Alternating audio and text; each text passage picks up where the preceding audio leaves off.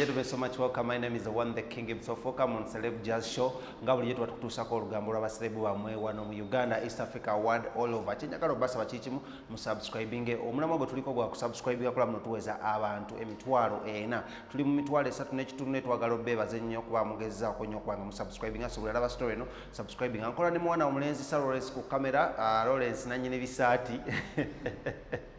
Gwe nkola naye nakola lero tandikidde mawulire gannako olunaku lw'eggulo waliwo bambi omukadde eyatufuddeko ng'eno wadde bamutuuma Jajja Ghetto oba Jajja wa Bobi Wine. Omukadde ono bambi yatufuddeko kinajjukirwa nti nno yali nnyo musaale mumujjukira mu biseera by'enkuuka ng'omukadde ono omulundi ogwasooka yali nkuuka ya 2017 yajja ku stage n'abibya amazina mangi nnyo ne Bobi Wine ng'ayimba.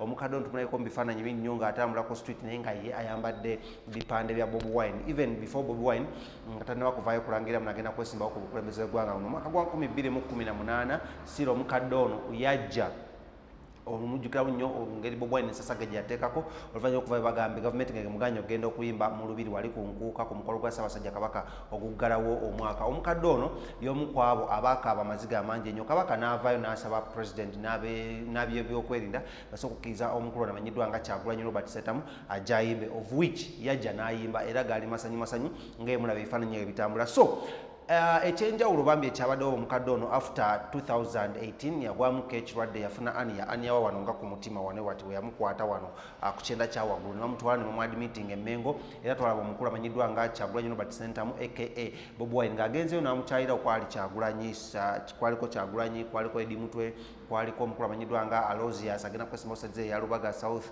oyo nga yina nnyini Fako, kwaliko omukulu amanyiddwa nga Patrick Omujuka n'abalala bangi nnyo abagenda wali ate e Mengo hospital okulaba muno balaba ku mukadde ono. Era omukadde ono yasabira Bobi Wine ebisima binnyo n'amugamba lwaki baganye okujja okuyimba mu nkuuka ya 2019, lwaki baganye kino, lwaki baganye kiri, naye ngenda kukusabira omukisa era njakala nkulabeko ng'ofuuse omukulembeze gwanga lya Uganda. Unfortunately oba ebyembi bambi omukadde ono tasobodde kulabako Bobi Wine ng'afuuka president w'eggwanga. Wenjogera essaawa zino zembuyaga ezikunta era nga twagala okugamba inna lillahi rajiuna.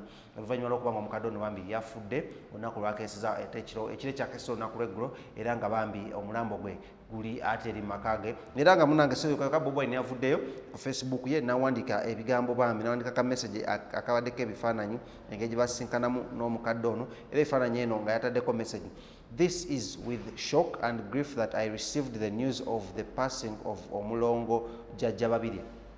Kinajjukira muno no Jajja Babirye yabadde nga yali yadda mu kifo kya Jajja Bobi Wine. Omujjukira Jajja Bobi Wine atuvaako ku maaso a time ago. A long time supporter and comrade in the struggle to free Mother Uganda from an oppressive regime.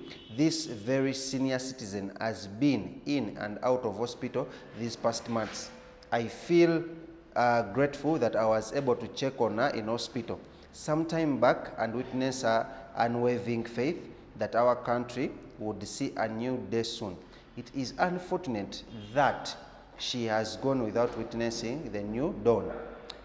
Kyanaku nnyo nti agenze n'afa nga tannaba kubanga alaba ki ng'alaba olunaku olupya.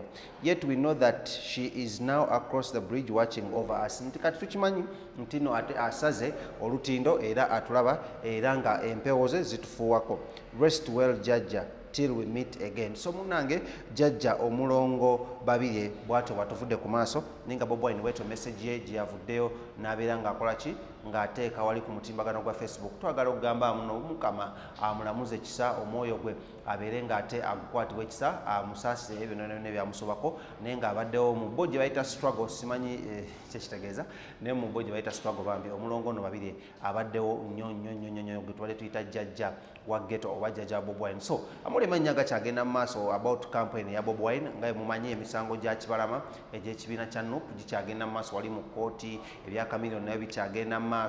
Katuuno Omulongo Jajja Babirye naye atuvuddeko. So basazeewo Bobi Wine agambye agenda salawo amuteeke ku ba heroes be baselebrating nga mujjukira aba heroes baselebrating abaatufaako mu eri side zeri mu Arua ne mujjukira abafiira mu struggle wane Kampala. Bobi Wine mu OTT oba Musologo mujjukira abafiiramu awo nono abagatako kati naye yagambye agenda mugata ku ba heroes abafiiridde mu struggle ennyo. So twagala okugamba muno inna lillahi wa inna ilaihi Lajhuna omukoyo gw'omugenzi Jajja Omulongo Babirye omukama agulamuze kisa amanyanze KingSmith nga bulijjo wano ku Celeb Jazz Extra tandise bambi on a sad note naye nga gegamuli agagenda maaso mu ggwanga lya Uganda era nga tujja kwatongera obatuusaako bingi nnyo okuziika kwe bagenda muziika waaki ekyabaddeyo Bobi Wine n'agendayo tagenda ebinono tugenda kuba tuli kutuusaako ate wano nyenye ku Celeb Jazz sinza ogaba kiki mu subscribe nkoze ne nannyini bisaati amanyiddwa nga Sir Rollins kabaka mu kamera.